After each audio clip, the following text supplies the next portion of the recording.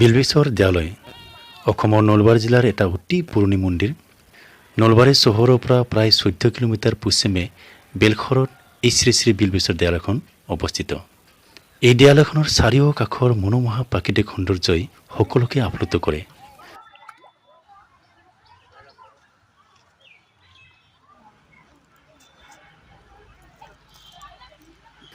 ৰজা নাগশংকৰে প্ৰতিষ্ঠা কৰা নলবাৰী জিলাৰ ঐতিহাসিক শ্ৰী শ্ৰী বিল্বেশ্বৰ দেৱালয় ৰাজ্যখনৰ ভিতৰতে অন্যতম এভাগী উল্লেখনীয় শৈৱ শক্তিপীঠ।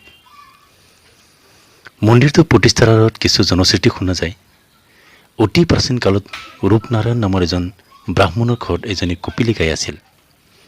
ব্ৰাহ্মণৰ ঘৰত গাইজনীৰ পৰা গাখীৰ নাপায়, কিন্তু ওচৰৰে তিলা এটাত থকা বীৰণা এজোপাৰ তলত তাইৰ আহাৰৰ পৰা আপোনা আপুনি গাখীৰ ওলাবলৈ ধৰে।